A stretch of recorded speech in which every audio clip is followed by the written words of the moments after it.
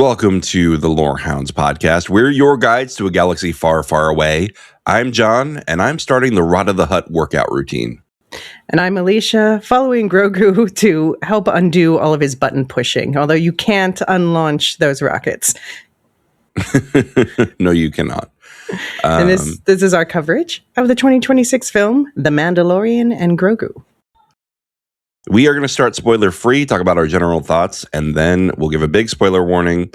But if you want to get into contact with us, email starwars@thelorehounds.com. Check the links in the show notes to get to our Discord server where you can chat in real time. And you can find our Patreon and Supercast subscriptions to get bonus content. And also, if you want to just help us out for free, you can subscribe and give us a rating or review. So, let's get right into it. Spoiler-free hot takes. Elysia, I want to hear yours first, actually. Oh, okay. All right. Because I was live. I was scatter shooting as Gnarls does. Yeah, I mean, you're more on the fence, and I have. I've gone to see it twice now, and I've had a lot of thoughts about how I feel about this. So I'm curious about you. Yeah, I actually did enjoy the movie, and I want to make that clear. I went in there hoping it would be something it wasn't, which was I was hoping it would be something to really tie up a lot of the main storylines that have been raised and the main issues that have been raised in The Mandalorian and Ahsoka. And that's not what they wanted to do, yeah. No, it wasn't what they wanted to do, and I still think it would have been more of an event if they had done that. That said, for what it was, which was a standalone fun adventure with Mando and Grogu, it was very well done. And it was fun, and people were chuckling in the audience, even though it was a mostly empty theater. I went to see a matinee, though, so I guess that's to be expected. And it was really good. Like, it was really good for what it was, which was just fun, turn your brain off, watch some big space lasers and, action sequences. And then when Pedro Pascal puts his helmet back on, the stunts somehow get better all of a sudden. And I was like, okay, all right, the stunt actor is back. But I liked that they gave them top billing at when they opened, they're Pedro Pascal, and then they listed, what's his face? Not John Wayne, it's Brandon Wayne and Lateef. Is his last name? Mm-hmm. The stunt coordinator. I didn't notice that. Yeah, I noticed that as soon as I was like, okay, they know people are onto them, that it's not usually Pedro Pascal in the helmet. And I'm glad that they are acknowledging now there's been, stunts are going to be a category at the Oscars now. And there's just generally more acknowledgement for the unseen people who actually make these stunts look cool.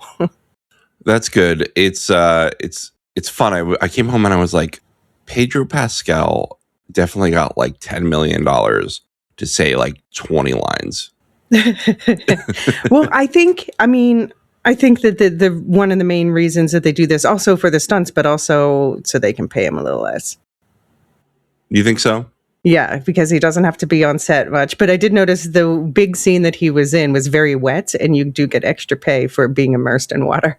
Wet work is always more. Isn't that a crime thing? A crime thing? Is it? Yeah, wet work. Like when you clean up, I don't know. I don't know much about the true crime. I feel like I've seen that in like a mob movie. Okay, all right. maybe I'm wrong. Or like a spy movie. Mm-hmm. All right, well, we're off track here. Anyway, I did enjoy it. I only went once, unlike you. Don't think I'd see it again. I'd wait to go see it at home. I would still recommend people watch this in theaters. It's a lot of fun. The one negative thing is I went to go see it in 3D, which I never do because I'm always worried about my glasses. And it gave me such a headache. I would not recommend seeing it in 3D. Even if you don't get headaches from 3D, which I don't know if that was that or something else that day. But even if you don't get headaches from 3D, I did not see a point to it. There was no like big wow moment in 3D. It was just kind of like, okay. All right, it's a little bit 3D. I mostly only go to 3D for like the Avatar movies, not the Last Airbender, obviously, but the James Cameron ones, the Navi ones. And it's because those are like specifically filmed to be that way. This, I know it was filmed for IMAX. I don't, not that I don't know of it being filmed for 3D, so maybe that explains it a little bit, that they're doing things after the fact that make your head go no. Yeah, I was just like, not for me, not for me. And that could be a me problem, but I did not see, it did not justify itself, the 3D component. Okay. So what'd you think? I went the first time on, I was going to go to Dolby, but then like it didn't work out. So I ended up going on a regular screen. And then while I'm sitting there, I enjoyed it. But I'm like, I wish I were watching this in Dolby. So I went back a week later in Dolby. And both times, I mean, granted, I'm going to a theater in the middle of a major city, the largest city in the Netherlands. So the theaters were definitely not empty for me, you know. And there was it was really nice. I enjoyed it myself. Like I did have like a really good time, and I would have had a good time watching at home, but being in the audience and hearing the reactions of the people around me made me like it even more. So I quite like this. I gave it 4 stars. I went in knowing it's not going to be Andor, and people who are expecting Andor were going to be bitterly disappointed. Yeah, and I just want to make clear, I did not expect Andor from the beginning. I was just hoping for what I wish would have happened was just a little bit more tie-in with what we already did instead of doing it so episodic. And they explicitly, the instruction was not from Disney, you know, the top-down instruction was to make it something standalone. So Jon Favreau, he had finished writing season 4 of Mando, and people are like, oh, he just repurposed those scripts, but that's not really true, because those scripts were going to be, you know, bringing Thrawn in and tying things in with Ahsoka and everything. And this was like, there was an explicit instruction, this must be standalone. This has to be something that people who have never watched the show can watch and be delighted by and make them want to watch the show, I suppose.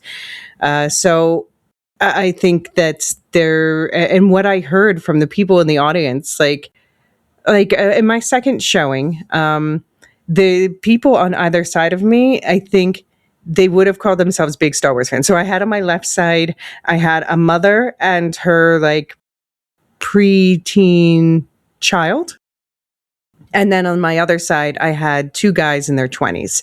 And like, I think that the preteen child thinks of themselves like as a fan, but is, you know, just getting into Star Wars fandom, whereas the guys on my other side were fans enough that they were like, they knew things like that Embo's wolf should have been dead by now, and they were questioning things like that, which, yeah, we'll talk about that. And so I think they did know quite a bit, and they were both completely delighted, but I do have the feeling that they're not like as obsessive as I am, where they were just... Yeah.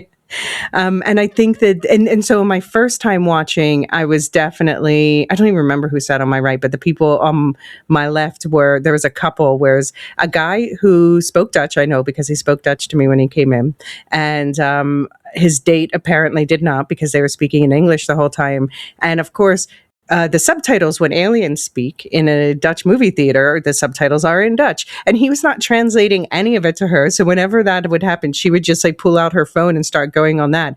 But still at the end, they looked at each other and said, that was the best Star Wars movie I've seen in years. I'm like, well, yes, it was. Because well, it's also the only Star Wars movie you've seen in years, right? Exactly. So these are clearly much more casual fans, but they were just completely delighted. And just seeing like, how everyone was won over by every little thing Grogu did, got like squeals of delight from the audience, things like that. And that's exactly what this film was trying to do.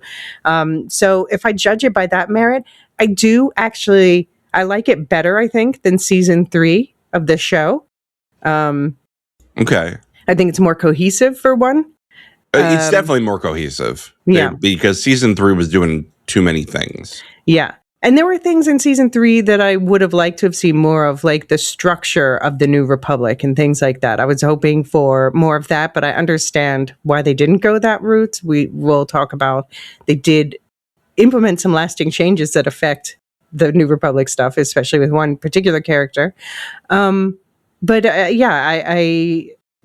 quickly realized that it was not going to be these big tie-in things. So then I was pleasantly surprised by all the Easter eggs and things like that that were included, like the whole Dajaric chess thing, where they actually brought the actual monsters from the original movie that we see in the chess game, never always let the Wookiee win or whatever they say in the original movie. They're literally those creatures doing some of the exact same moves on a chessboard.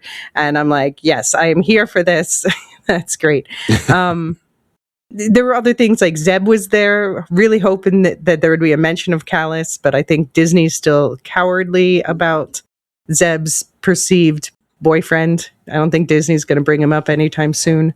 And there was some lore sloppiness. Like I'm like Pablo Hidalgo, the lore master of Star Wars. He did check through this, right? They do remember that they told us that Grogu was 50, right? Because I really need them to confirm to me that they remember the things they've already told us. Yeah, I mean, look, we're kissing our sister in one movie where. Yeah, but that was that was a completely different thing. That was George Lucas making it up on the spot. But then at least he remembers the kiss happened. It was for luck. It was for luck. Yeah, I suppose so. I was just like, yeah, Star Wars has never been like the most consistent with lore. Well, I mean, yeah, I am going to disagree with that because they go to great lengths to fix things after the fact. And there is someone whose job it is to literally do that. So I was a bit disappointed by some of the details, the sloppiness of the details there. But I was delighted that there was just so many aliens all over the place. Rada was much more of the story than I expected. Than I dared to hope. Embo is just, he's one of my favorite bounty hunters, particularly whenever you hear, oh, it's one of Alicia's favorite characters. Were they in that Ventress book? Yes, he was. But yeah, it was just so fucking cool to see him in live action, and he wasn't wasted like Cad Bane. True. So I was really delighted by a lot of things. And I do think that we learned more from this than people are giving credit for. We got an insight into the state of the galaxy at this moment between, it's around 9 or 10 after the Battle of Yavin. So after the original movie, 9 to 10 years later. And we know things about okay, what's going on with these empirical remnants that's where they're gathering strength to come back in another about 25 years is when The Force Awakens happens. And so we get some crumbs about that. But overall, the thing that really brought it together always, Ludwig Göransson cannot get enough Oscars. He's not going to get one for this, he'll probably be nominated for the Odyssey this year, to be honest. But, he's the one who, anyone who doesn't recognize that name, that's who just won his second Oscar this past year for Sinners. Just, in my book, probably the greatest to do it in the score writing department right now. And there's a lot of heavy competition for that. And, it's he wrote that iconic Mando score to begin with. And then it's well, what are you going to do with that? You have to keep that through line, that we just heard in the opening music you played. And he's hold my bass recorder. Or no, actually don't. I need that. And he just really raised the level of the music. And for me, that music has a huge effect on me when I'm watching a movie. And this really made it for me, I think, a lot. Yeah, this might be the first Star Wars movie where we have full techno music. Yeah. Right? Like electronic music rather than, the traditional John Williams type score. And it was good. And I appreciate that we finally broke from that. I mean, easier to do when you're already tied to a series that's doing that. But it was refreshing. That was one of the highlights. I agree. Yeah, and even just the theme itself, like he'd take that iconic theme and then just add these flourishes on top that just make it wilder and deeper and new. Yeah. Yeah, I wonder if that was actually the scorer, though. That might have been the music supervisor or somebody else, because that's a lot of the time the person who There's writes the the score. score is like, No, it's a score. Okay. I mean, I listen to the score. Like I'm a Ludwig Göransson fangirl by now, so I listened to the score. It was released at midnight in every time zone, like a few days before I saw the movie. So yeah, I posted in the Discord. I was like, right now I'm listening to the new score and reading the latest Shadow of Maul comic. We've done our spoiler-free takes. Anything else on that? No, I'll just start getting more spoilery if we keep talking about that's that. that's why I'm like, let's Yeah. get on to the thing. I'm just going to give you a quick log line. So if you want absolutely no spoilers, hop out now. If you are okay with knowing the basic premise of the film, which I didn't going in, I actually think I would have liked it better if I did know it going in, just to share that. But anyway, so here we go. Mild spoiler warning abound. Din Djarin and Grogu go on a self-contained adventure through the galaxy to rescue a missing hut and obtain information critical to the New Republic. And this is, of course, a follow-up to The Mandalorian seasons 1 to 3 and Ahsoka season 1. The production details, we have written by Jon Favreau and Dave Filoni, no surprise, but also Noah Clore. I wasn't aware that they had a third writer on this. Yeah, because he wrote actually the book of Boba Fett, and then also the third episode of or the fourth episode or whatever of the third season of Mando, the one where where the twins. Oh no, that's from Boba Fett. But the Mando episode where we both see more of the operations of the New Republic, and also where Mando takes off his helmet and has, because he's taken off his helmet, he has to do that whole dip of redemption. Right. Well, that was a good episode of The Mandalorian. Book of Boba Fett, I guess I'll try to forgive for. I mean, yeah, I always say it was hit by the COVID stick. I think it's a little deeper than that, but anyway. Yeah, for sure. Directed by Jon Favreau, story director, and starring Pedro Pascal, Jeremy Allen White, Sigourney Weaver, Martin Scorsese, and Steve Bloom as Zeb. Budget versus box office, not great, to be honest. It's the lowest. I am going to say your thing, but I have important things to say about this. I'm really upset with the way the media is representing this, and I don't want us to perpetuate it, but please set it up. Okay, so opening weekend was only 167 million at the box office on a budget of 165 million. Right now it's up to 177.9 million. It was the lowest Star Wars opening box office ever. Solo was 168 million, so a million more, and that was many years ago now. So before the pandemic, not great. Important. Yeah, before the pandemic, important. Right, exactly. So it's like way worse than Solo, actually. No. Before the pandemic, so every film was doing better. But I'll stop. I'll shut up for now. But but also like prices were lower and inflation. Yeah, no, I mean, right now. So right now, this is the third biggest opening weekend of this year. After, actually, domestically in the US, it's the second biggest opening weekend of the year. So number one is Mario Galaxy. Okay, fine. I haven't watched it. It's bad. I saw it because my daughter begged me to take her to it, and she had fun. Yeah, I didn't enjoy the first one. And so I'm not really keen on this one, especially after the reviews, but it is the biggest grossing film of the year, depressingly. So that one got 132 million domestic and 372 million opening weekends in total. Still, though, it's important to note it did not cross the 1 billion threshold. So that did not as well as the previous one, and just nothing has crossed the 1 billion threshold this year. So it's just box offices are down overall. So we need to keep that in mind. Second, global biggest box office grossing movie is Michael. about Michael Jackson, of course. And so that one got 97 million opening weekend in the US, 217 globally. I think that one's up to, I did like a box office breakdown of the year so far on our Discord. I don't have that open in front of me, but I think it was like 600 something for it's like total, or no, it was more than that because it's more than Project Hail Mary.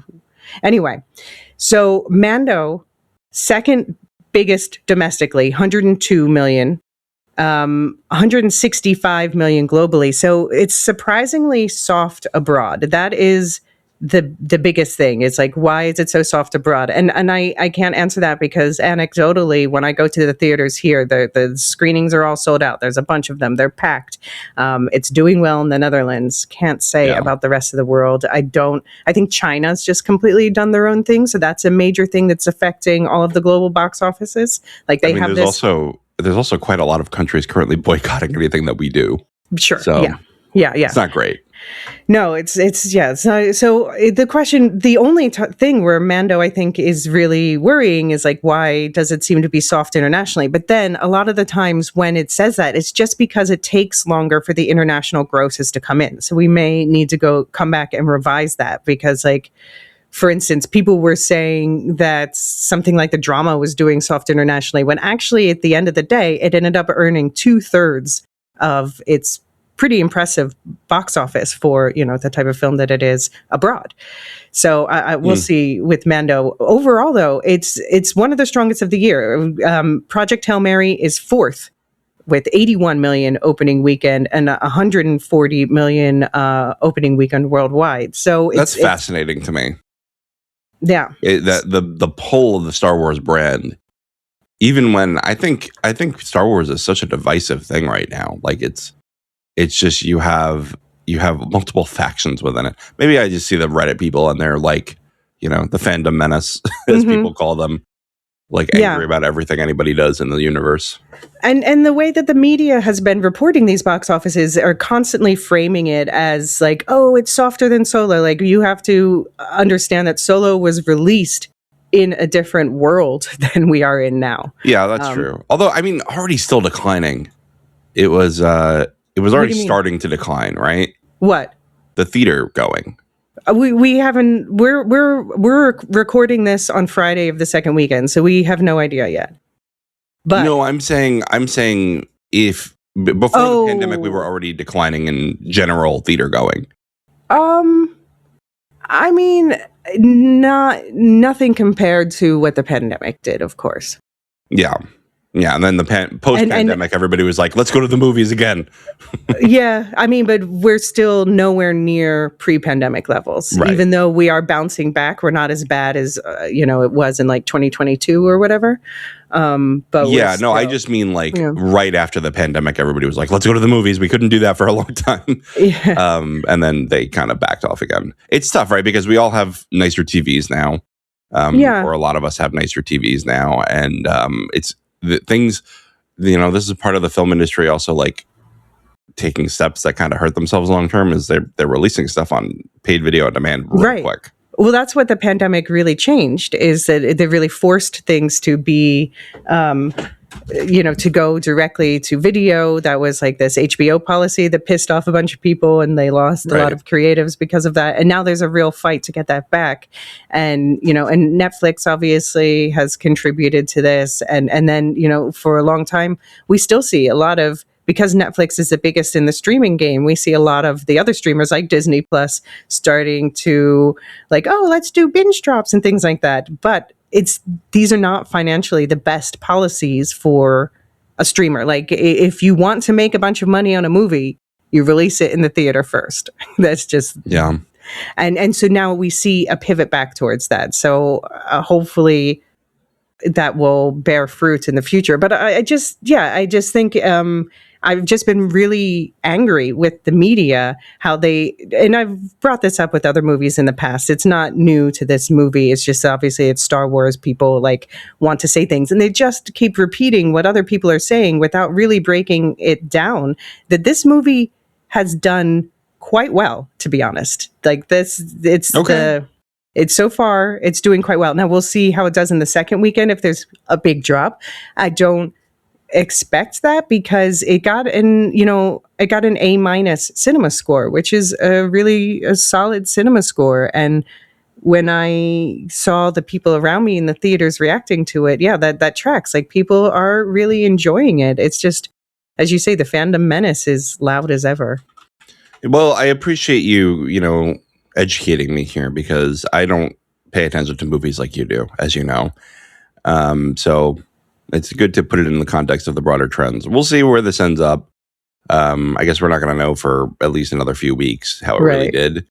But yeah, the critics are not super generous with this movie, but not terrible. Rotten Tomatoes, 62% from critics.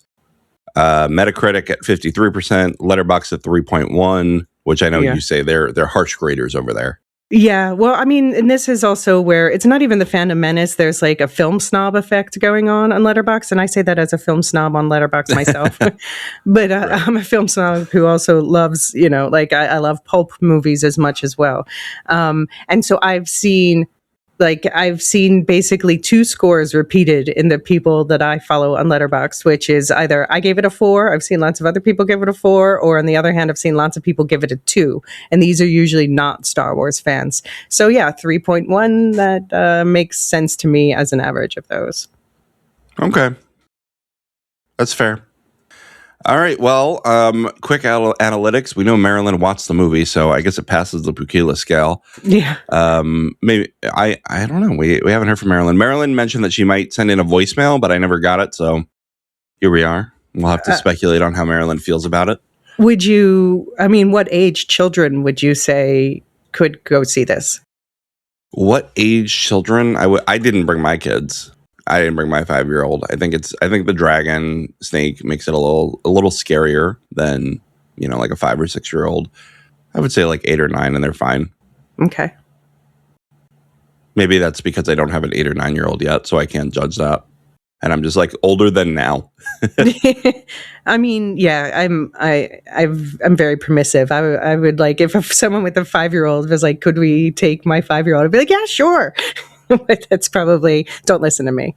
Yeah, I just remember when my grandpa showed me The Haunting, like the 90s movie. Okay, but that is way worse than this. I was like 6, and then I didn't sleep for like a week, and I'm like, man, maybe that's why I'm sensitive on like what movies my kids can watch. So, the Sandersons, no adaptation stuff. The perfect film paradox.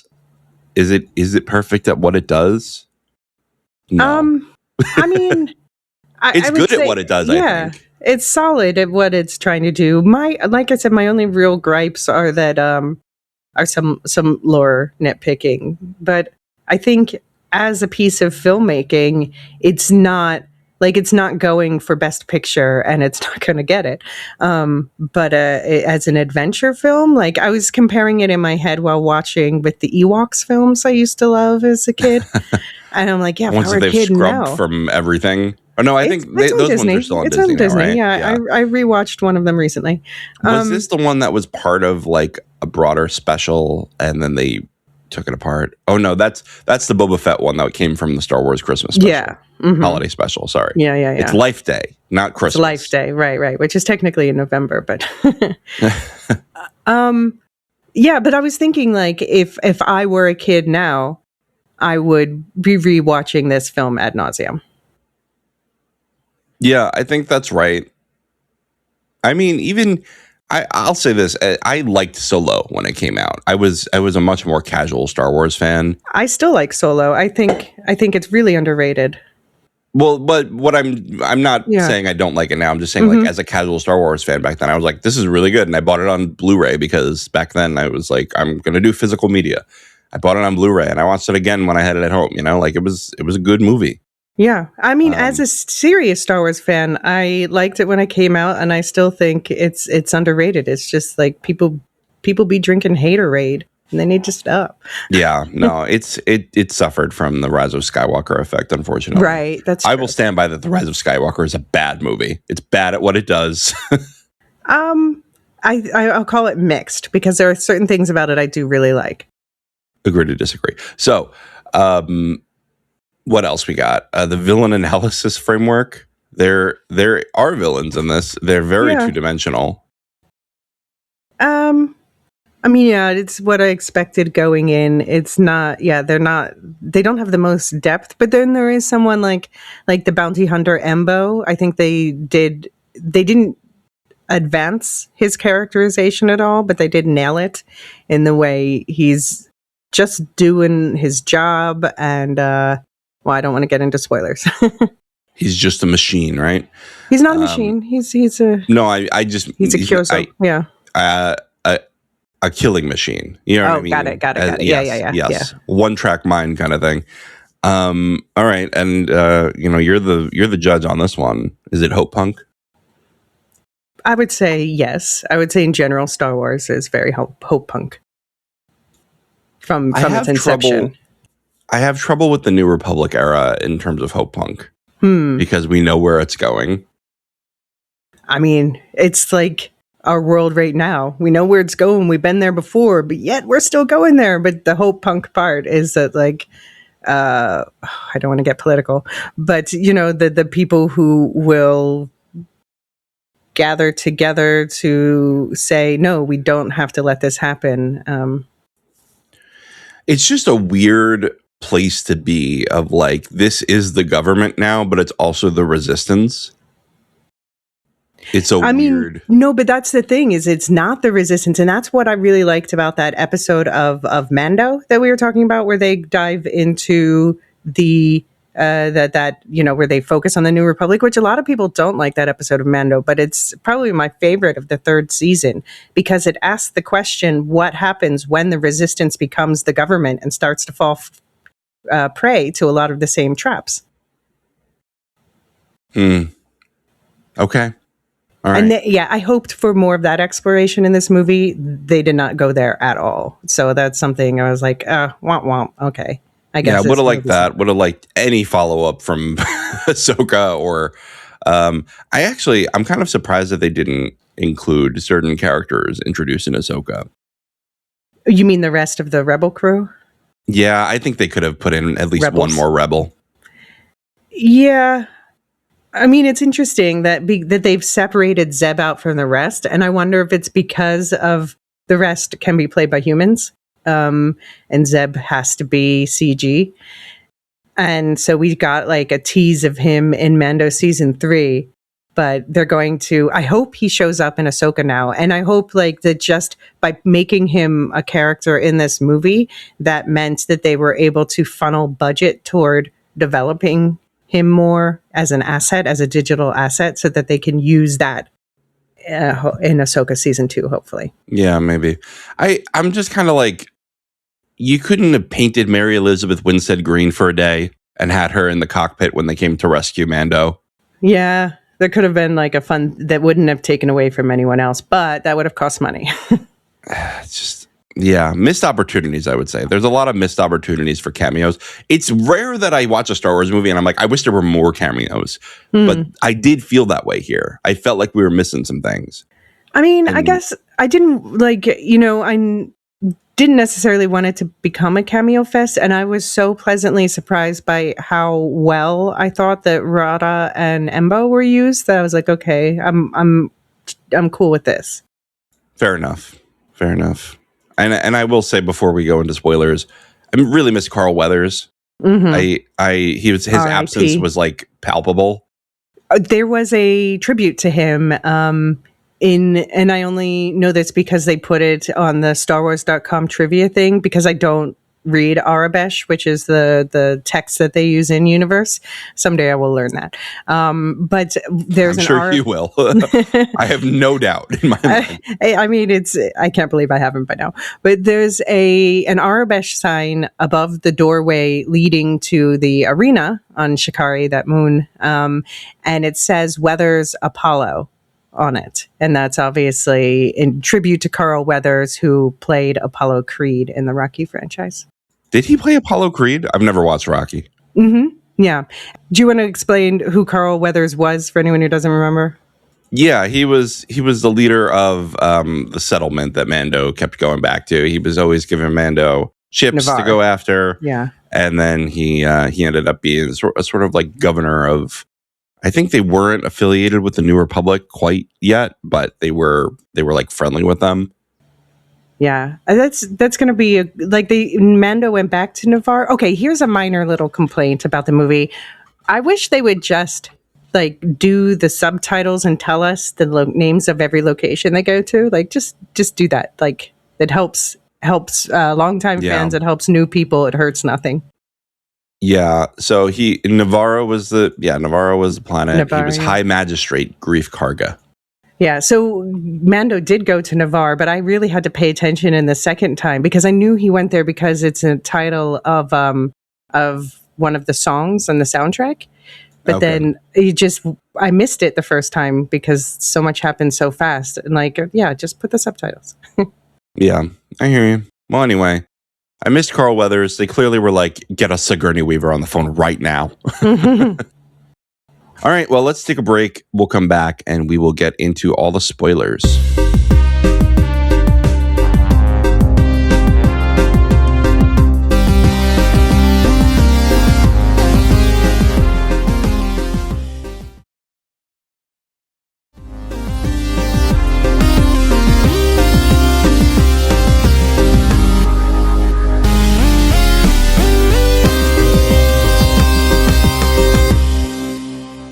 We're back and ready for some discussion. Now, let's get into it. I made a very bare bones outline because it's a very bare bones plot. Like, there's really not a lot going on here, right? It is. I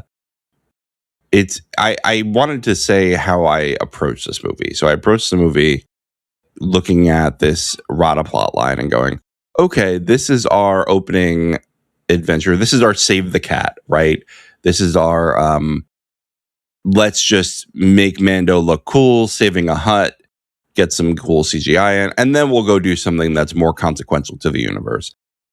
And so I was disappointed when I realized that was the whole plot. But then once I accepted it was the whole plot, I actually really enjoyed it. So I ended up really liking it once I accepted what I could not change. See, I thought like the Rada thing might be the opening thing and then he was gone. And so then I was pleasantly surprised when he came back later. Okay. Yeah. That's funny that we had opposite approaches to this. By the way, I didn't say spoilers for all things Star Wars that have come out now. Right. Since this is the latest thing, we want to be able to reference things freely. So spoilers for all things Star Wars media. So we had our opening sequence. We got boom space lasers. We capture, we don't capture, we kill an Imperial. And we get a scolding from Sigourney Weaver and a new ship for some reason. Yeah, because because his ship blew up, so he got like the sports car type ship, which everyone was like, "What? That's not practical for a bounty hunter." And now it's like you got to go pick up a hut. So you're going to need a bigger ship. We're going to need a bigger boat. Yeah, so the minute I saw that, I was like, "All right, there's a Lego set. It's going to be $200, and it's going to be the new paint job on the same Lego set you have." That is the Star Wars money-making way. And that's not new, right? Like, Star Wars has always been a merch factory. Yeah, for sure. That's one of it kind of kicked off the whole merch craze in the late 70s, early 80s. Right. And I don't begrudge them that. You know, we live in a capitalist world, and I am a nerd, so if I had more money, I would definitely buy more of their merch. Although, okay, I need them though to give us better value because, like I bought the Acolyte T-shirts, and they just completely have repelled after like 2 washes. They've completely like repelled the graphic that was on the front of them. I'm like, Star Wars, fine, you can charge an arm and a leg for merch, but make sure it holds up because you have a brand a reputation to uphold. Yeah, and I mean, we can talk about Lego merchandise overall.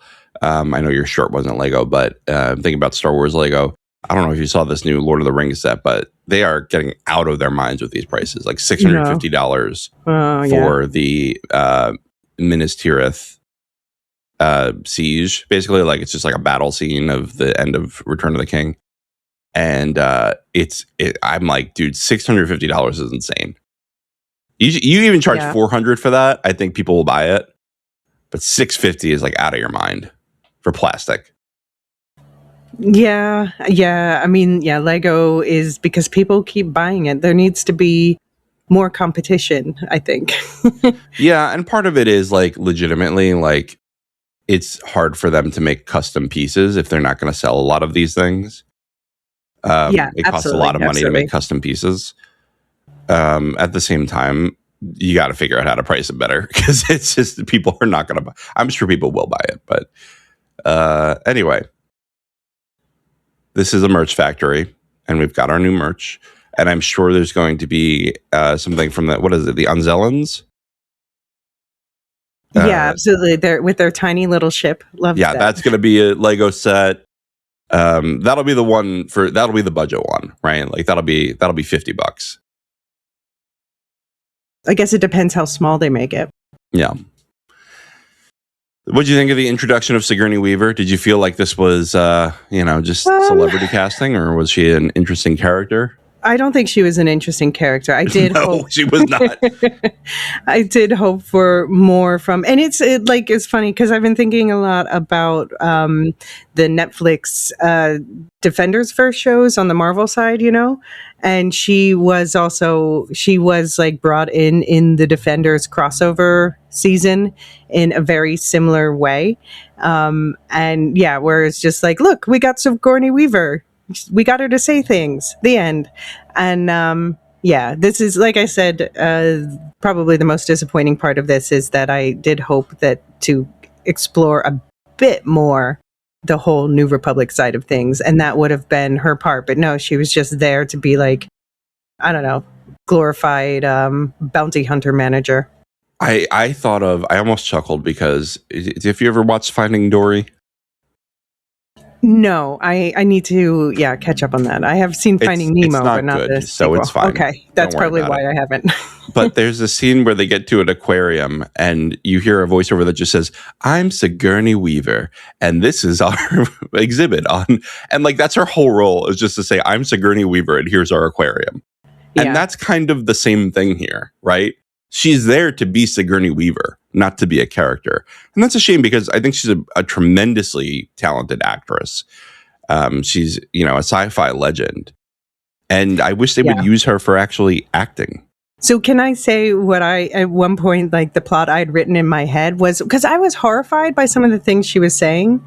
Okay, this is jumping ahead a little bit, but just when Mando comes back and she's like, "You didn't bring the hut," and he's like, "No, but I got the information we actually wanted." She's like, "Well, but we're supposed to give the hut to his aunt and uncle," and he's like, "You realize his aunt and uncle wants to kill him, right?"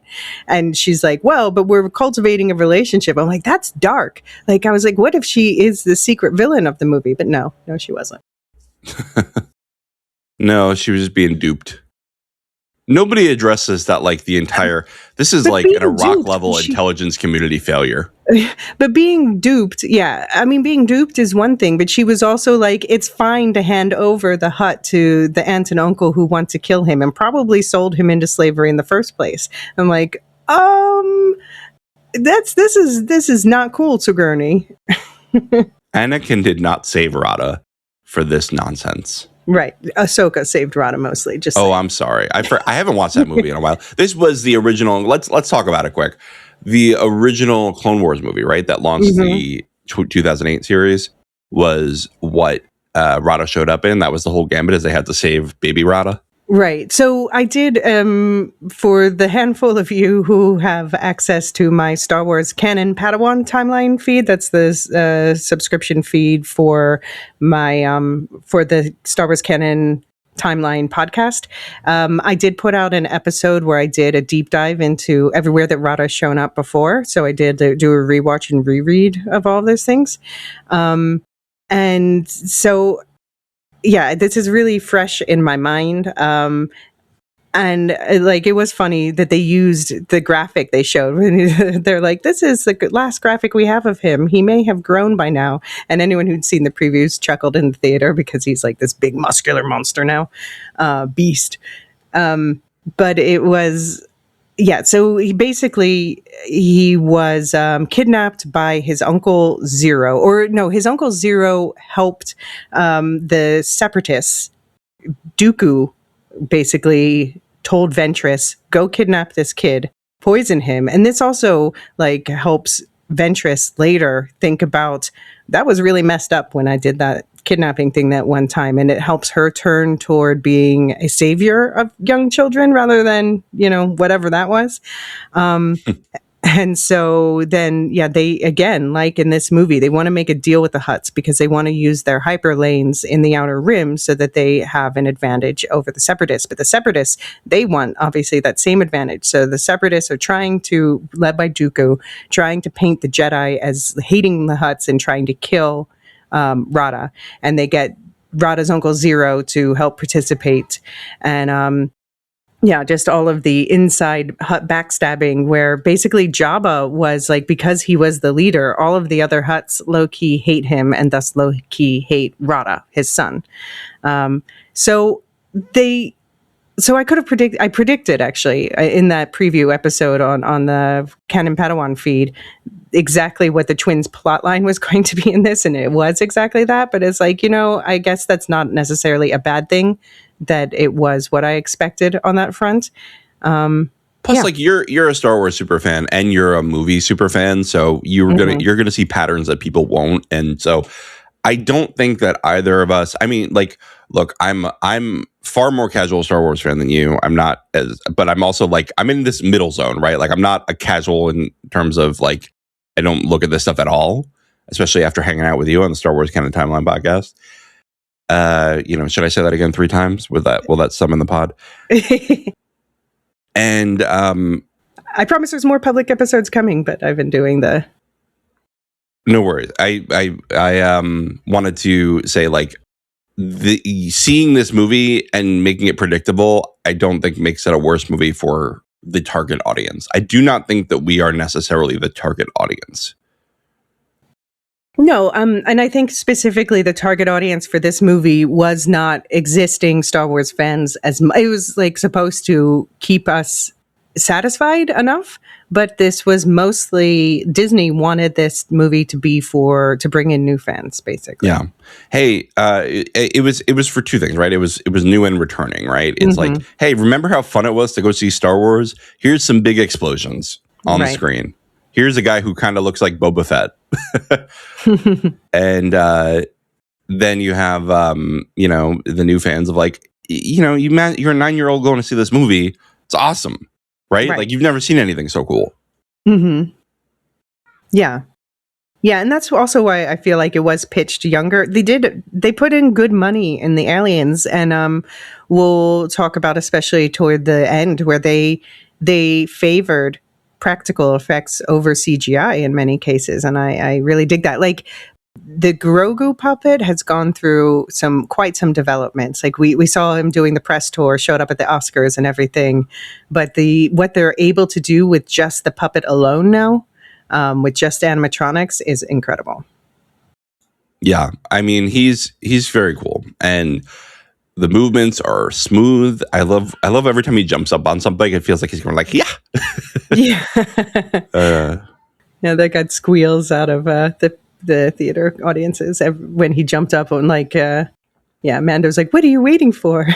Yeah, and plus we get a puppet show later, but let's well, that's stop motion, actually. It's stop motion? Mm-hmm. The robot fight, you mean?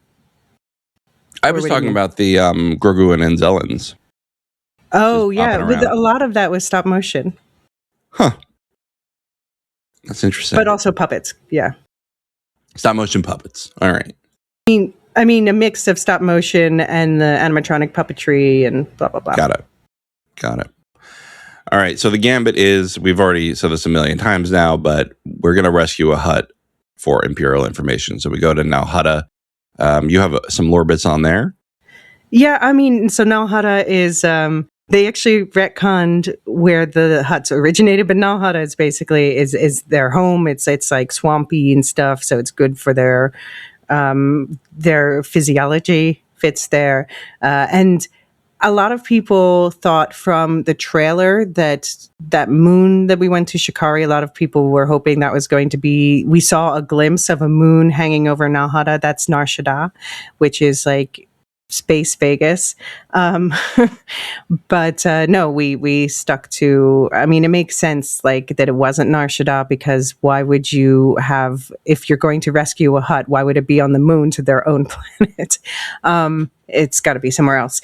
So yeah, Nal Hutta that's where like the home world of the huts. But again, Jabba was sitting outside of that. He went to a desert planet, which is not good for the hut physiology, and made himself king there, basically, presumably to get away from the rest of his family, who we see here suck.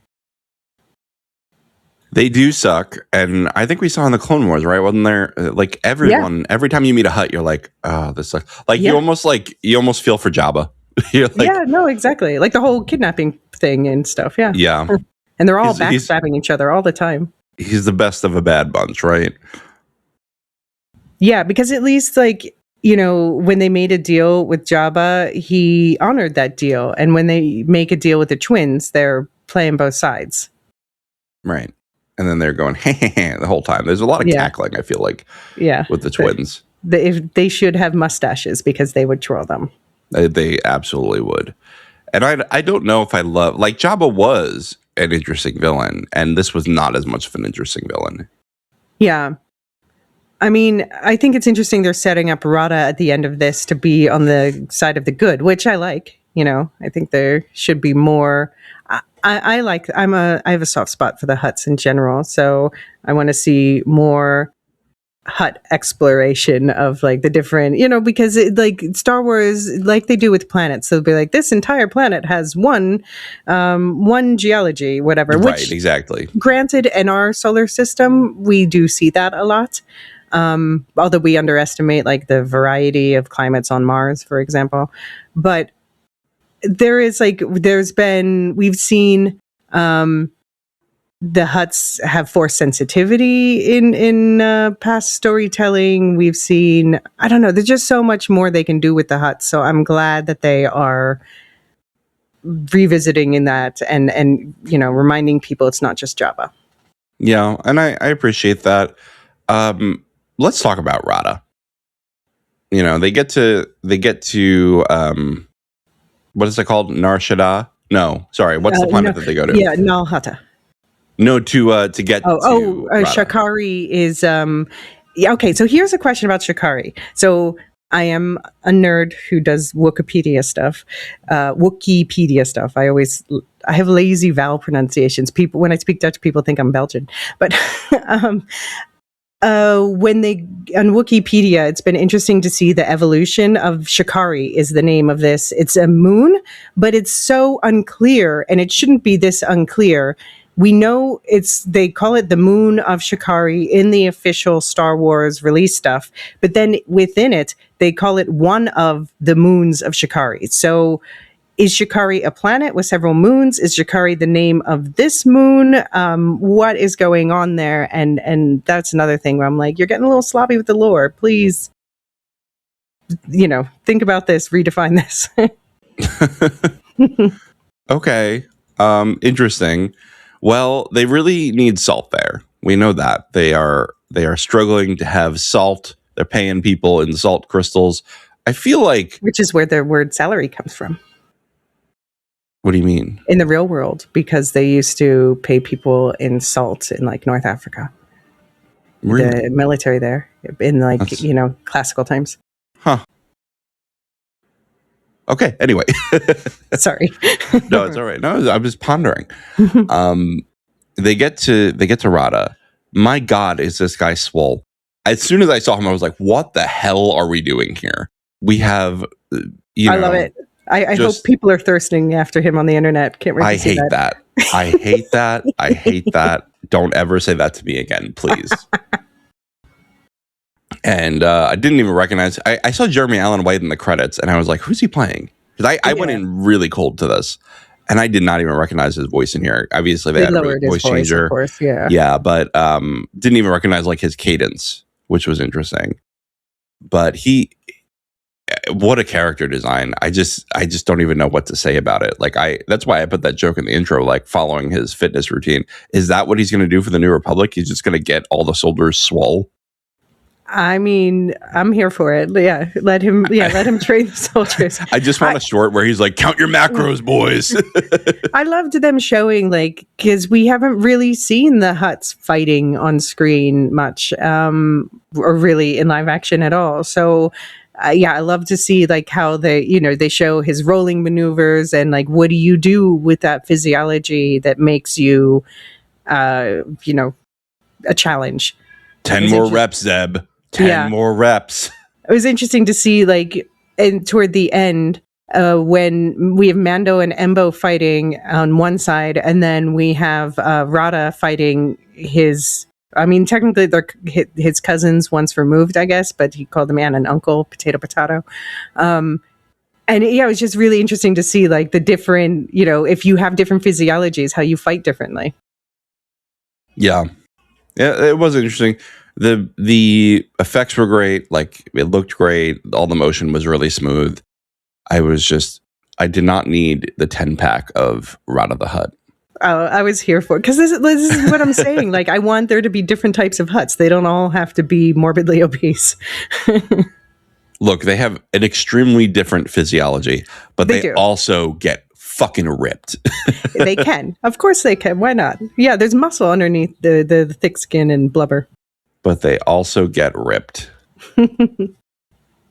All right. Well, anything else on... I see you have this note about Jon Favreau. That it was the moon of Shikari was intentionally designed to represent, and this comes from the StarWars.com trivia. It resembles Prohibition era Chicago, was inspired by Jon Favreau's time in Chicago. And it's fun. They had some shout outs to him, like the Martin Scorsese character, Hugo, by the way, name of a Martin Scorsese movie. Funny to see Martin Scorsese show up here because famously, like 10 years ago, he was, really poo-poo about like Marvel and Star Wars movies. But yeah, the food truck thing, I think that is a reference to Jon Favreau's movie Chef, which is about a food truck and they make similar sandwiches. That's cool. Yeah, I thought Martin Scorsese was really great in this. He was a lot of fun. Didn't know that was him until I saw the credits. But that character just in general was a lot of fun. I really liked how the first time Mando asked for information, he kind of gets scammed. He's like, tell me about the Hutts. He's like, don't ever say that. And then finally, when he offers him more money, he's like, oh yeah, he's on that poster right there. Yeah. I mean, to be fair, Mando, look around first. Yeah, not the most observant Mandalorian. That said, his peripheral vision is suffering from this helmet. Definitely. There's also a fun video online with Jon Favreau and Roy Choi, the chef, where Roy Choi is the one who made up the sandwich that Hugo, the Martin Scorsese character, makes in this movie. And it's cool to see in the video like how he really considered his physiology with the 4 arms and stuff. Like how would he be moving around this truck and things like that. So yeah, I nerd on the details like that, which probably made me appreciate the overall film more. Yeah, it was really cool. Like I love seeing the designs of the different aliens as we go forward. And I'm appreciative that, one of the big criticisms of Andor was it was all humans, right? Like it was like basically all humans. Yeah. And we're seeing a lot more like variety in the galaxy in this movie and in The Mandalorian generally. Yeah, agreed. Yeah. And this was also when they show up on Shikari's when the synth soundtrack kicks in. And yeah, it's fun. Like the whole theater is like, oh, buckle up. Here we go. Like just the way music has that effect on people. Right. I love the whole scene of, I feel like Rada is such a dude, bro. He's basically like a frat bro. Sure. hut, right? He's like, dude, my aunt and uncle are gonna kill me. You gotta listen to me. Lord Janu is over here. Mm-hmm. It's a good gambit to get him to capture Lord Janu. Then he gets back to Sigourney Weaver, and Sigourney Weaver's like, "You're still so reckless, and you've ruined our intelligence relationship." And he's like, "Nothing will ever go wrong. I'm gonna save. We got Lord Janu. I'm gonna save Rada, and I'm just gonna go off and be my Mando self.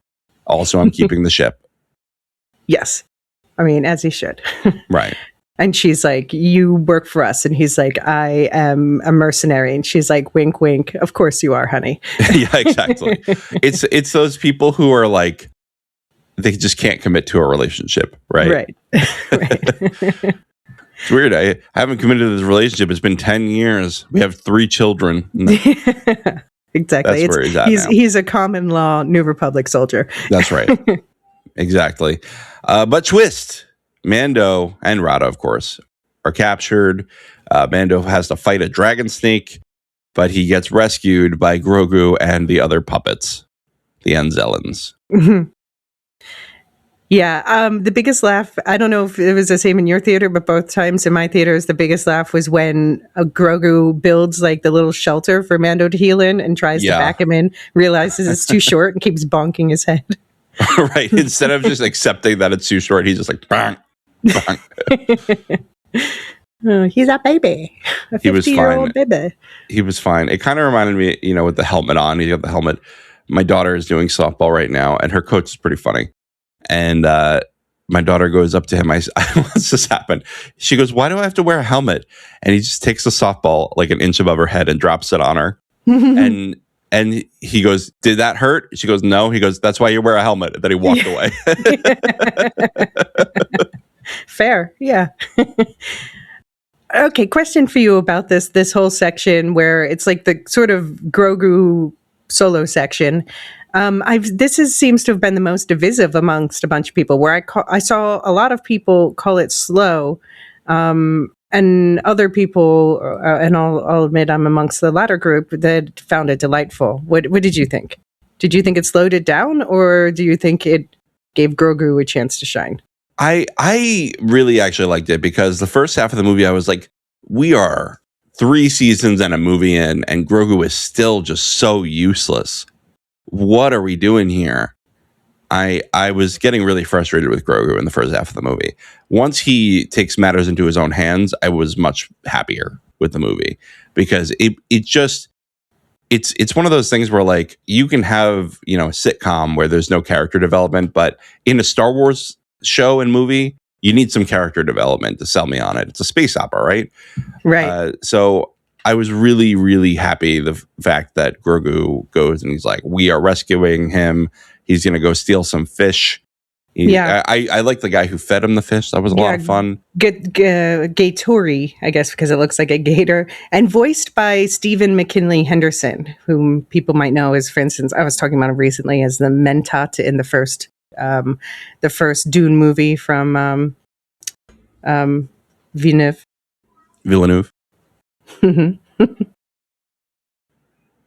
Yeah, that's he was great.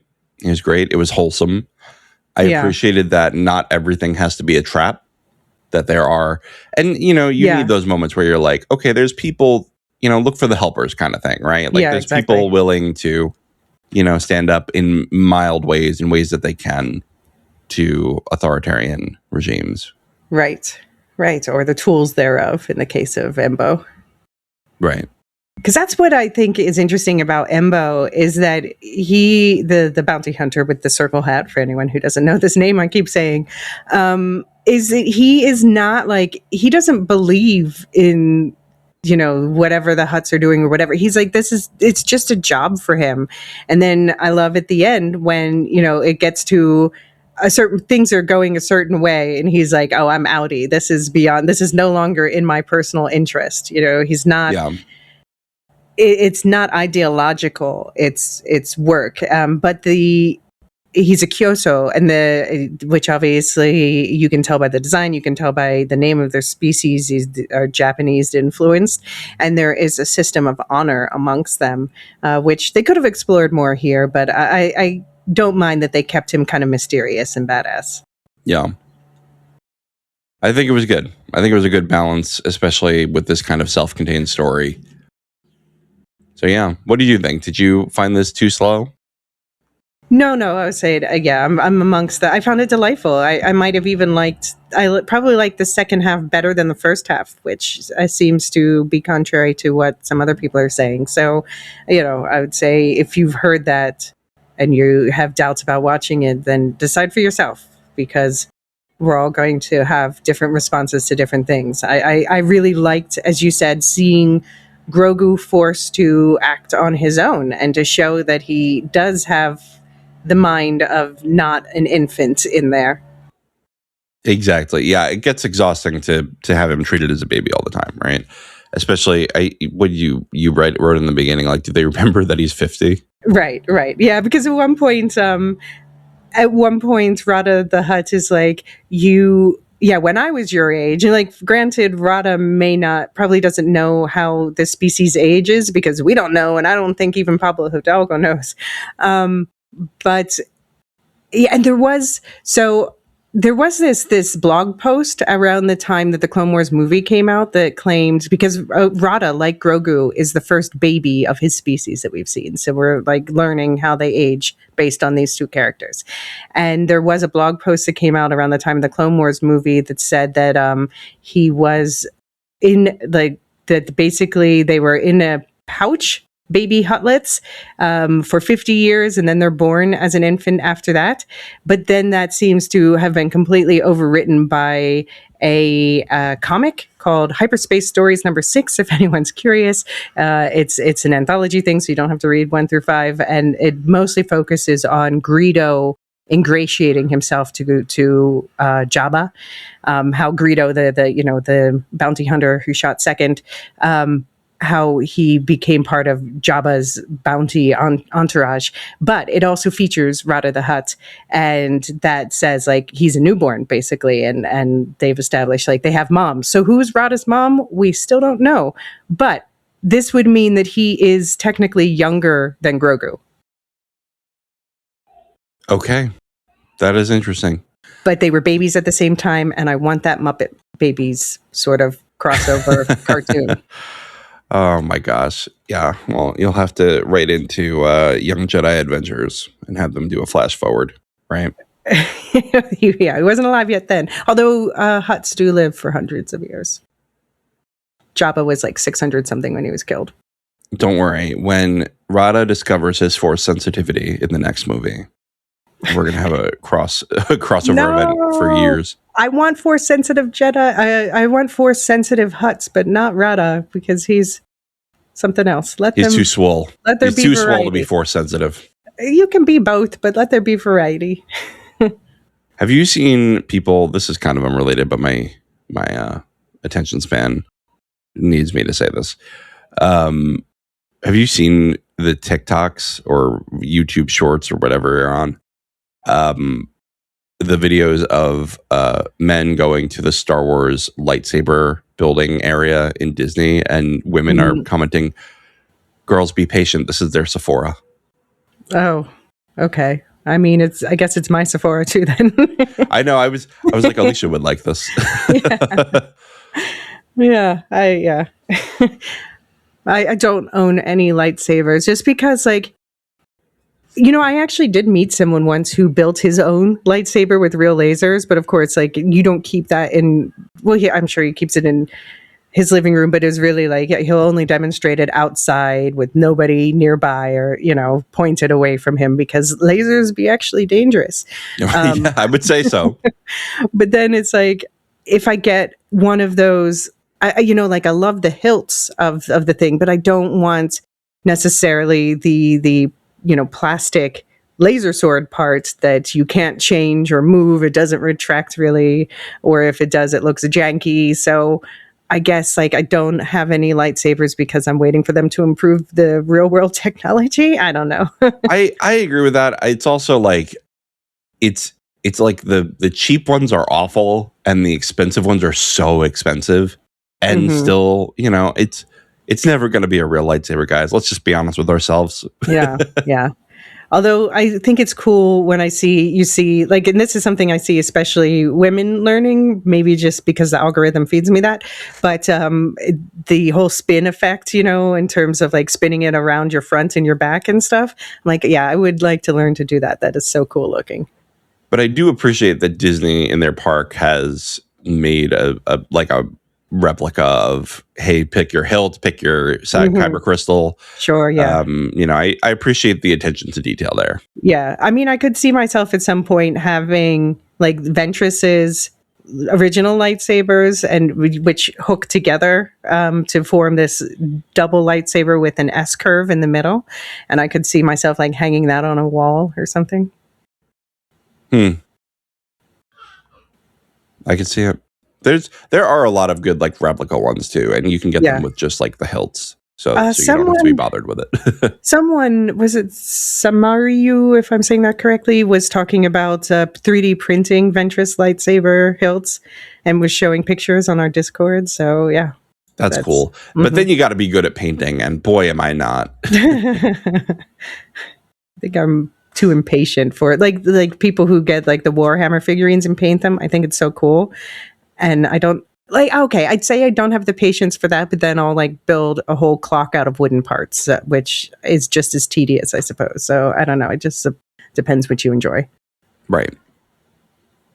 Well, the climax, Mando and Grogu are surrounded, but don't worry. The New Republic shows up to blow up the huts.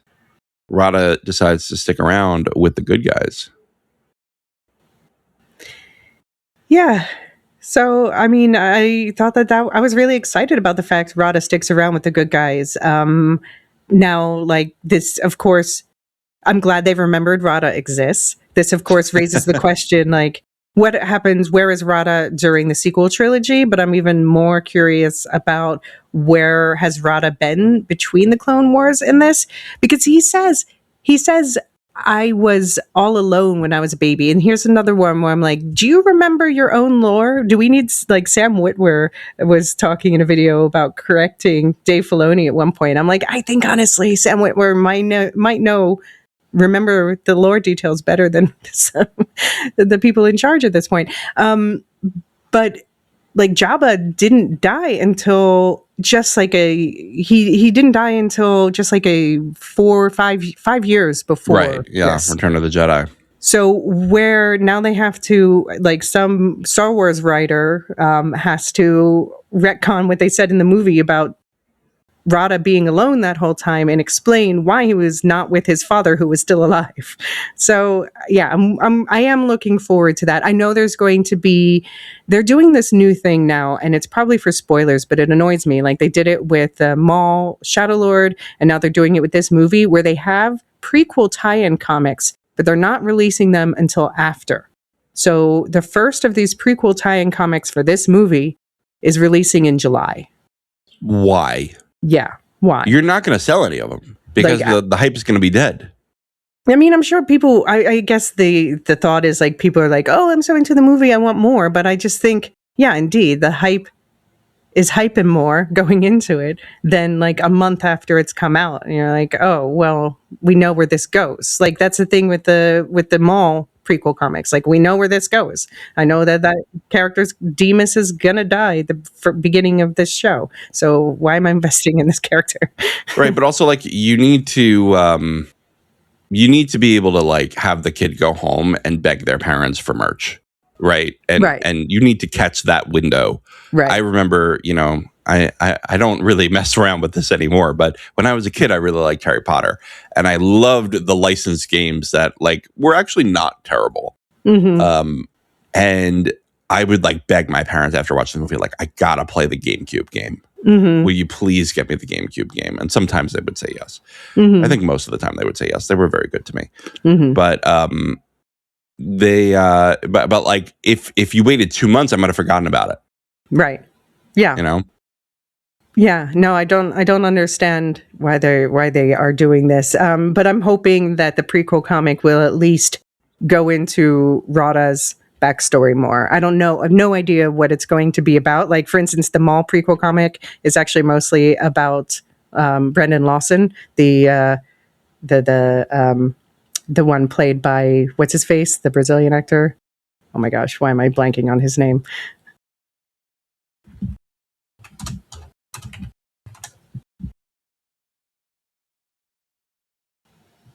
Are you still there? Yes. Wagner Moura is his name. Ah, yes. Okay. But anyway, yeah, so maybe this prequel comic I'm hoping it's going to focus on Rada. Right. Yeah, that'd be great. We'll see. What are your thoughts on Embo? You have some more stuff here. Yeah, it was super cool to see him in live action. Just to answer the question raised by that guy next to me in the theater, they clarified this in the Star Wars trivia so Embo, he's always with this dog-like, wolf-like creature. The name of the species is called an Anuba, which obviously comes from Anubis, the Egyptian god. But anyway, he had, in the Clone Wars era, his Anuba was named Marek, which spelled exactly the same way as the name they ended up reusing to be one of the Inquisitors. So that Anuba is dead now because it's been like 30 years. So this Anuba that he has now in the new movie is named Kaibu. Okay. So this is a different... So it's a different dog. Okay. And Marek, they, I guess they don't really want to keep using that name because it's confusing because they're using it for a different character now. Right. Now that makes sense. Mm-hmm. And variety. It would make sense over 30 years that a dog-like species wouldn't be alive anymore. Yeah, let's make sure we have like 6 Aegons as well. Okay, fair. But that makes sense in terms of where you... Yeah, no. Many... Yeah. It makes sense, but you don't have to do it, George. Like you could, it's a fantasy. You have dragons. You could just have people with different names. Dave, we should say. Well, no, I'm just saying in the House of the Dragon comparison. Uh-huh. Yeah. George Martin, not George Lucas. Okay. Got it. Yeah. Yes, but I mean, they didn't give us more Embo lore, but it was really cool to see him in live action. And I hope that people are like, ooh, who's that? So that we do get more storytelling with this character and his species. Yeah, he's cool. Mm-hmm. He's very cool. I remembered him vaguely, but I did not remember what he was in. Yeah, I mean, so he was another one that was introduced in the Clone Wars and now has since been in, various comics and things like that. But like I said, my soft spot probably most comes from the Ventress book, where he is one of the bounty hunters that she temporarily teams up with. Oh, right. Okay. So we've done it. We've talked about the movie. What do you think this means for Star Wars films going forward, since you're our Star Wars correspondent?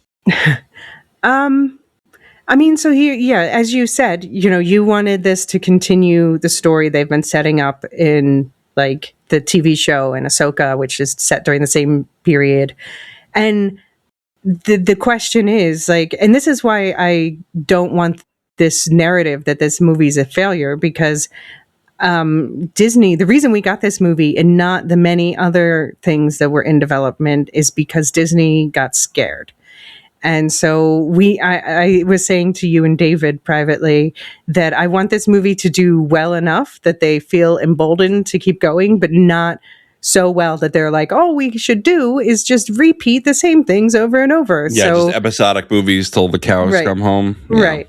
So I want them to hear the complaints that like we actually want to move the story forward. We actually do want new characters and things like that. But I want this to be enough of a jolt in the arm, especially now that we have new. Yeah, I kept saying Bezos, and you're like, I don't think that word means. Iger has retired as Disney CEO. We have a new Disney CEO, and we don't know yet what he's going to do with Star Wars. It's another one out of the park side, and they've placed the creative executive underneath him. But anyway, so I hope this gives him enough confidence to greenlight more of the Star Wars movies. So we know we're getting Ahsoka season 2 from this era, and that's definitely going to pick back up with the Thrawn story. We were supposed to get Mando season 4, and we were supposed to get a crossover movie with those two things. And I was hoping that the Skeleton Crew kids would show up too, because that's also set in this era. So I'm hoping that they decide to go forward with that stuff after this and after Ahsoka season 2. We know we're getting Starfighter next year as a movie, which is a more original story. And this one is set after episode 9. So in the era 9, we don't have anything set there yet, storytelling wise. So that's exciting. That it's a whole new world. But yeah, there's still what happened to the Rey movie that's supposed to be set during that era, this Simon Kinberg trilogy that's supposed to be, as far as we can tell, set during that era. From the previous eras, what about that Lando movie that Donald Glover and his boyfriend, his brother, why did I say boyfriend? His brother were working Breaking news here. Rogue Squadron is another one that's apparently still being worked on, but I don't know, or is still percolating in the background. Or the one I care about most, set way back at the beginning of it all, Dawn of the Jedi. James Mangold apparently delivered a script. We heard Kathleen Kennedy when she left Disney and Lucasfilm. She's like, here's the tea. We've had a bunch of scripts delivered and Iger keeps saying no. So here's hoping that this film gives him the confidence to be okay, let's greenlight more Star Wars movies and maybe more original Star Wars movies. I think that would be great. I think part of the problem with the Star Wars management right now is just the lack of consistency. We don't ever know what we're going to get in terms of screen, right? We didn't get a movie for how many years? Yeah, but that's because of all this bullshit. Yeah, 8 years. But that's what I mean is you don't know when anything is coming. You don't know, what the status is with everything, and that they don't realize they're shooting themselves in the foot.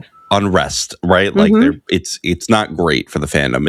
It's hard to get excited for something if you're gonna announce and then pull things all the time, or announce and then forget about them. Yeah, so I'm glad we're definitely getting Ahsoka season 2, and we're definitely getting the Starfighter movie next year. So I'm excited about those things, and I hope that they are quickly moving along the next thing to full greenlit status and production. Yeah. Here's a question though: do you think, with these far distant, Starfighter is set, where it's set at least, let's see, 25 years, so it's set at least 30 years after this movie. Will they ever let Grogu show up? Do you think we could see an adult Grogu there? No. And because Rada, they have this cute model for baby Rada, and we still got an adult Rada, and that doesn't mean we can't get more baby Rada stories. I think we should. But nobody's buying the baby Rada plushie. No one's buying the t-shirts. If they put it out, they would. No, they would not. He's adorable. I would. I would get a baby Rada. Yeah, you would. Plushie. You are not representative of the child toy market. All right, write in everyone and tell John he's wrong. You want baby Rada toys. You think baby Rada is going to sell even moderately comparably to baby Yoda? Which I know that's not baby Yoda, but everyone called him baby Yoda. I know. But if they had properly, of course, everything in the Clone Wars movie looks like shit. Famously, that movie looks like shit. And they have advanced enormously in their animation since then. But if they had a properly animated baby Rada, I think he was adorable. People would be into it. I'm sure they would buy it. Positive. I could see my daughter looking at that and going, ew. Well, what about your son? He might think it's a dinosaur, and that might sell him on it. I mean, yeah, I think that that if they're putting the people who are in charge of the merch and park side of things, they need to think about where the pipeline of things they turn into merch and parks comes from, and it comes from the creative side. So they need to allow them to create and develop existing characters more and create new characters. So I hope they let Grogu grow up and become a full person, like they let Ahsoka grow up. Although she's less annoying as an adult than she was as a preteen. But Ahsoka at least spoke when she was first introduced. Okay, so let's get to some listener feedback here. Ken W. wrote in and said, "Hello again. I absolutely love this movie, but I'm biased. I have a Mandalorian tattoo and I love Grogu. But it could and should have been the next series in Mandalorian. Neither of them have grown as characters, Grogu near the end, and I need to go back and watch the Rada arc again in the Clone Wars. Looking forward to hearing from you lot, Ken W." Ken, I hope we didn't sour anything for you. I wanted to make clear I did like this movie a lot. And I'm in agreement with you, Ken. It would have been better as season 4 of The Mandalorian. Or like 3 episodes of season 4 of The Mandalorian.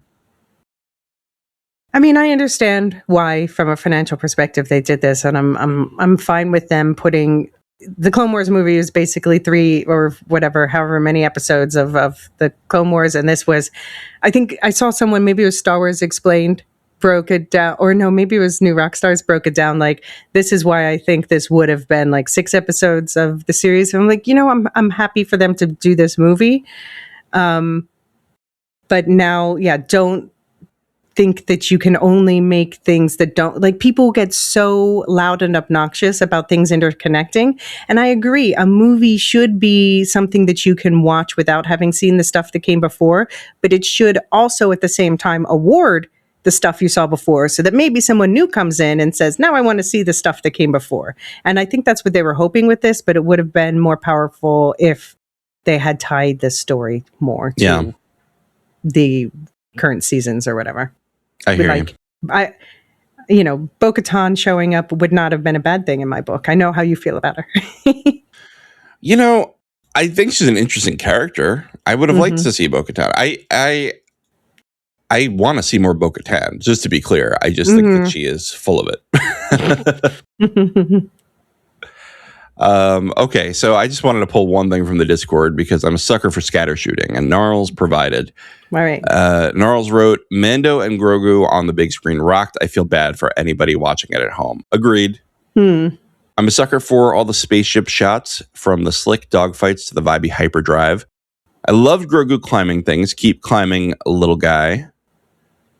Also, the Babu Fricks team up with Grogu. Come on, the best. Marty fucking killed it. I need Marty's character action figure right now. Best role of his life. I'm not sure he would agree with that. I'm fine never seeing Hutts hutting around in their incest cape again. I loved that, actually. They really gross me out, sliming around all over the place. Yeah. And lastly, cast that check, Sigourney. Yeah. No, I agree with all of that, except for I loved the Hutt Palace interlude. That was so cool to see them, just like moving around their Hutt Palace and like in their little dens of iniquity. I think we should go right back to Naboo and meet Jar Jar again. I think that would be really, really good for our next movie. Hey, I think we should. The Jar Jar actor is, what's his Jedi name? Kel. Well, anyway, we need more of that side of him. No, I want Jar Jar. Misa want Jar Jar. Misa no hate Jar Jar as much as other people. But I understand the complaints, but also like the way people went after this actor is like really uncool. All right, well, that's the show. Thanks for listening, and we have a couple announcements. We've got our affiliates making podcasts all the time. You've got, I believe they've wrapped it up now, the Properly Howard Newlywed season. They had a lot of fun doing that. And you can also check out Nevermind the Music with weekly coverage of music and psychology. I believe Radioactive Ramblings is still finishing up their coverage of The Boys, the final season. And I think they liked it. So don't listen to me about The Boys, because they, I think they'll have more to say about it that would hype you up. And you've got Silo coming on Wolf Shift Dust, right? That's coming up quick. Well, we're doing the Dune book stuff. So you can catch up on the Doom book stuff that's out now, working on the next installment of the Doom book breakdown. And we also recently released our reactions and stuff to the first Silo trailer. So when there's new information about that, we'll do more Silo coverage there as well. And as I said on the Star Wars Canon Timeline podcast, I have been focusing on putting out episodes for subscribers, but I do have public episodes in the works. There's going to be a bit of a change in the way that works for various reasons, but I will put out an episode soon explaining that. All right. Cool. A lot of stuff going on the Lorehounds feed too. I don't remember what any of it is. We have a lot coming. House of the Dragon is coming up quick. We're going to do weekly coverage of that. David but the Vampire List got even quicker. I know. I was getting there at least. I had to warm myself up because I get very excited from the Vampire Lestat. I can't just jump into that. I bet. I'm so excited. I think it's going to be a really great season. I'm hoping it's going to take the number 1 slot in my show of the year, but we'll see what actually turns up in it. It's theirs to lose after the last 2 seasons. Yeah, I know. It was so good. So what have we got? You did The Punisher recently. Yes, and we did a Widow's Bay mid-season check-in, which you showed up for cocktail hour. It was so good. Yeah. Widow's Bay was so good. So we'll do a wrap-up at the end of the season 2. Yeah, I think that's best. I was watching and I was like, it would be fun to like do a quick check-in on this, but there's not a lot of substance to talk about. Oh, I think there is. I would have loved to have done weekly coverage, but there's just, you can't do it all because I unfortunately do not make my salary from doing this. Would love to. So tell your friends to listen in. Right. And then if you want more sci-fi, we did Project Hail Mary pretty recently. So go check that out. Yeah. And there's going to be a Spider Noir one-shot next week as well. It just dropped, and I have watched the first couple episodes so far, and I'm really digging it. It seems like people on Discord are really digging it. It seems to be getting good reviews. So tune in to Spider Noir on Prime, not Disney. All right. That's those Sony deals are really figured it out. Yeah. Well, it's because we were having a lot of discussion too, because they've used the name Ben Reilly for him instead of Peter Parker, but apparently Elysia was pointing out on our Discord that it's because Peter Parker can't like drink and swear and stuff, and this Spider-Man definitely does. There's rules. Mm-hmm. You can't have Peter go too dark. You can only have him have black hair and bangs. Right. Yeah. Well, apparently, there's the rules loosen when he is possessed by the Venom symbiote. Is that true? Is there like a contractual thing that they loosen it? I definitely, anyone who's curious about this, definitely check in on our Spider Noir chat on the Discord because there's a lot of discussion about this. That's right wild to me. Yeah. Like imagine you're drafting a contract and you're like, okay, but Venom. Yeah, but Venom. Yeah, I mean, because Venom is like symbiote, right? This because that makes him a different person. He's no longer Peter Parker per se. Okay, all right, fair enough. All right, well, plenty of other stuff coming. We're doing the Death of Stalin for 11sies this month, so if you're a subscriber, look forward to that. And you could also listen to our second breakfast that was on open flame cooking. Yeah. All right. And next month is you. Next month it is. I have to write my list tonight. I have not written my list yet. I did start it, but I'm having trouble getting a full 11 of exactly what I want. You know what I mean? I've decided what my thing for July is going to be, and it's I completely changed course after our last discussion. Oh. So we'll see what the next discussion does if it changes my course again. Yeah, June is going to be bullets for breakfast. That's going to be, we're gonna have some like action gun-based action movies. All right. You want to do our thank yous? Sure. Thank you to our Discord server boosters, Aaron K., Tiller the Thriller, Doob71, Athena Ajalea, Lestu, Nancy M., Ghost of Perdition, Radioactive Richard, and Adrian. Thank you to all of you for listening. Thank you especially to our subscribers who make it possible for us to keep doing this. Most of all, our lore masters, the highest tier, Sim Martian, Michael G., Michelle ESC, Peter OH, Nancy M., Doob71, Brian 8063, Frederick H., Sarah L., Gareth C., Andra B., Kwong Yu, Nathan T., Zub Zero, Aaron K, Dally V, Mothership 61, Gnarls, Kathy W, Lestu, Jeffrey B, Elisa U, Ben B, Scott F, Stephen N, Julia F, Collie S, Ilmariel, Rocky Zim, Jessica A, Red Zippy, the TCS, Dopamini, Eleanor, Mrs. Tennant, AC Wilson, Eli W, Kathy K, Chumbaroony, Katia, Josh Lou, Paintin PDX, Corey G, Quinch, Jenny L, Slavinator, and always last Adrian. Thanks, everybody. We Thank will you. see you on the next Star Wars coverage. May the Grogu be with you. The Lorehounds podcast is produced and published by The Lorehounds. You can send questions and feedback and voicemails at thelorehounds.com/contact. Get early and ad-free access to all Lorehounds podcasts at patreon.com/thelorehounds. Any opinions stated are ours personally and do not reflect the opinion of or belong to any employers or other entities. Thanks for listening.